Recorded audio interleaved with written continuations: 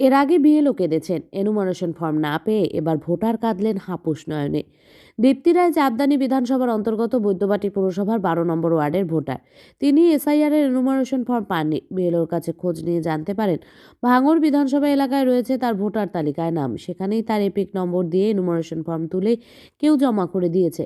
তাহলে কি এসআইআর এ তার নাম বাদ যাবে? তিনি কি ভোট দিতে পারবেন? কতদিন ধরে দৌড়ঝাঁপ করতে হবে? এই চিন্তায় হাপুস নয়নে কাঁদলেন প্রৌঢ়ার স্বামী প্রশান্ত রায়। জানা গেছে বৈদ্যবাটি পুরসভা 6 নম্বর ওয়ার্ডে দীর্ঘদিন ধরে ভাড়া থাকতেন রায় দম্পতি। বর্তমানে তারা 12 নম্বর ওয়ার্ডের বাসিন্দা।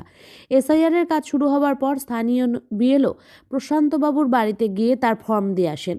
দীপ্তি রায়ের ফর্ম দিতে পারেননি, বিএলওর কাছে সেই ফর্ম ছিল না। এরপর সুপারভাইজার ইআরওর সঙ্গে কথা বলে বিএলও তাকে জানিয়ে দেন দীপ্তি রায়ের ফর্ম অন্য ঠিকানায় রয়েছে। এরপরই প্রশান্ত রায় শাসকের দপ্তর থেকে নির্বাচন কমিশন বিভিন্ন দপ্তরে খোঁজ নেন, জানতে পারেন ভাঙড়ে দীপ্তি রায়ের নামে ফর্ম আপলোড করা হয়েছে।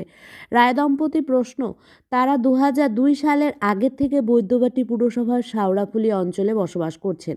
2002 সালের এসআইআর এর তালিকা তাদের নাম রয়েছে, ভোটার তালিকা 2025-এ তাতেও নাম রয়েছে এবং সেটা বর্তমান ঠিকানায়। তাহলে কি করে তার নাম ভাঙড়ে গেল? দুজনের নাম রয়েছে ভোটার তালিকায়। প্রশ্নের উত্তর খুঁজছেন রায় দম্পতি আর চাইছেন যেখানে থাকেন সেখানেই যেন ভোট দিতে পারেন। হাঁপানি রুগী, আমি চারদিক ছুটে বেড়াচ্ছি কুকুরের মতো। আমি কি অপরাধ করেছি? চশমাটা খুলুন। আমি চোর ডাকাত?